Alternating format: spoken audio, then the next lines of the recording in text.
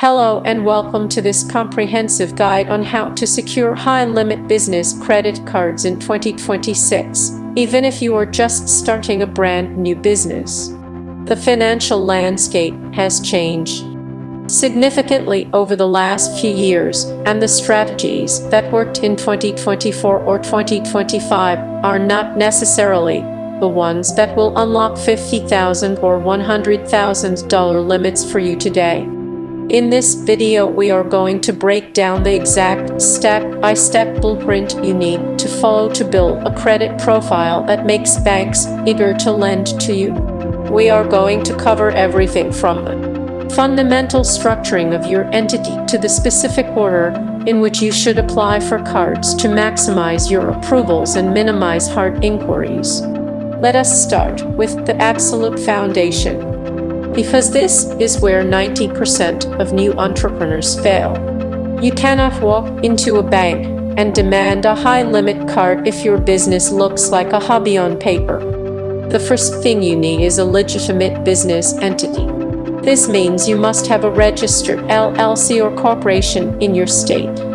Sole proprietorships are generally not going to get the highest limits because they are too closely tied to your personal identity, and banks view them as higher risk. Once you have your LLC, you need your employer identification number or EIN from the IRS. Think of this number as the social security number for your business. It is what you will use to build credit history separate from your personal life. The next step in the foundation phase is your contact information. You cannot use your home address or a post office box if you want to be taken seriously by premium lenders. You need a physical business address. If you do not have an office, you should look into a virtual business address service that provides a real street address, not a PO box. This is a major data point that underwriting computers check automatically. Similarly, you need a dedicated business phone number listed in the National 411 directory. If a bank cannot verify your business exists by looking it up in public databases, you will get an automatic denial or a very low limit. You also need a professional website and a professional email address that matches your domain name. Using a generic email provider screams that you are a novice, and banks are hesitant to lend large sums to novices. Now that your business looks legitimate on paper, we need to talk about industry codes. When you apply for credit, you will be asked for your NAICS code, which tells the bank what industry you operate in. Some industries are considered high risk, such as trucking, real estate investing, or adult entertainment. If you categorize yourself in a high-risk code, you are statistically less likely to get approved for high limits.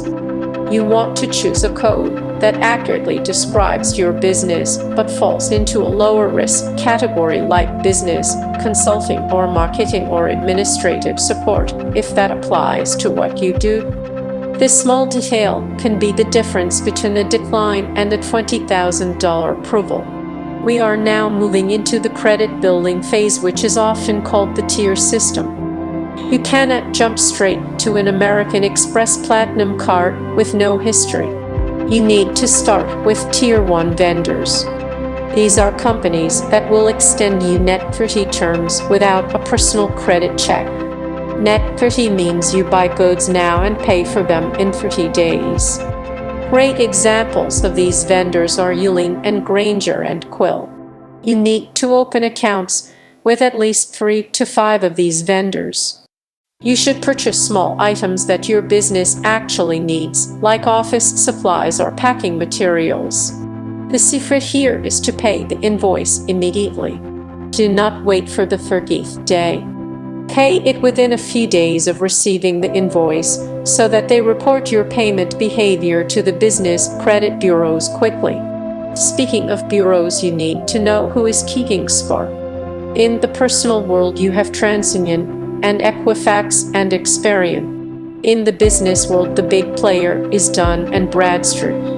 You need to get a DUNS number, which is free and is essentially your file number with them. As you pay your Tier 1 vendors, they will report your positive payment history to Dun & Bradstreet. This generates your Paydex score. A Paydex score ranges from 0 to 100. You want a score of 8 or above, which essentially means you pay your bills on time. It usually takes about 3 months of cycling through these net 30 accounts to generate a solid Paydex score. Once you have a Paydex score of 8, you are ready to graduate to Tier 2. These are store credit cards that revolve. Unlike net 30 accounts, where you must pay in full, these are actual credit cards, but they can only be used at specific stores. Examples include cards from major office, supply staples, or hardware stores, or fuel cards for gas stations. You should apply for a few of these. Since you now have a credit file with Dun & Bradstreet, these issuers can see that you are a reliable borrower. Use these cards for normal expenses and pay them off in full every month.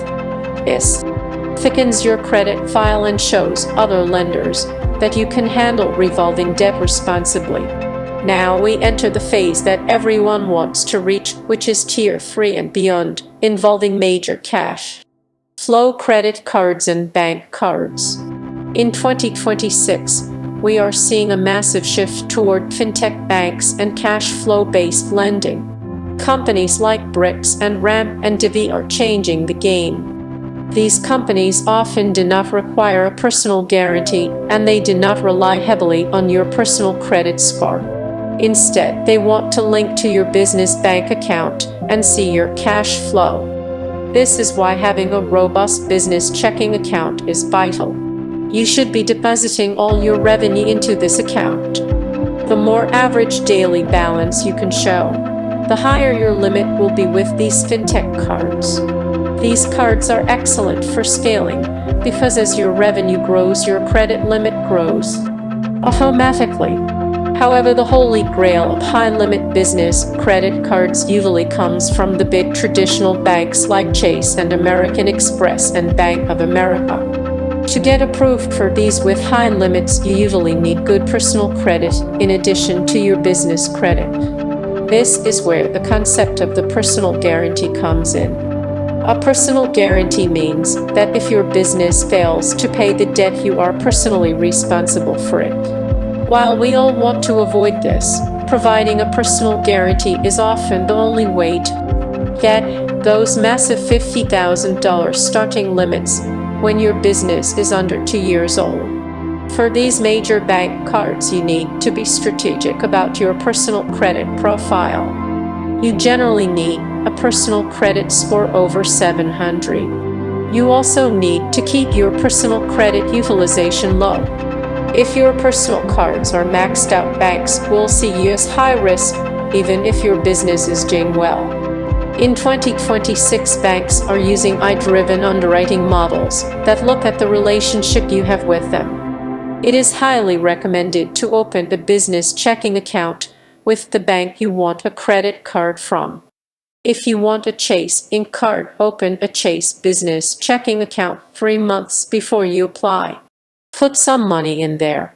Let them see you are a real customer. This internal data helps you bypass some of the stricter generic underwriting rules. Let us talk about the specific cards you should target for high limits in 2026.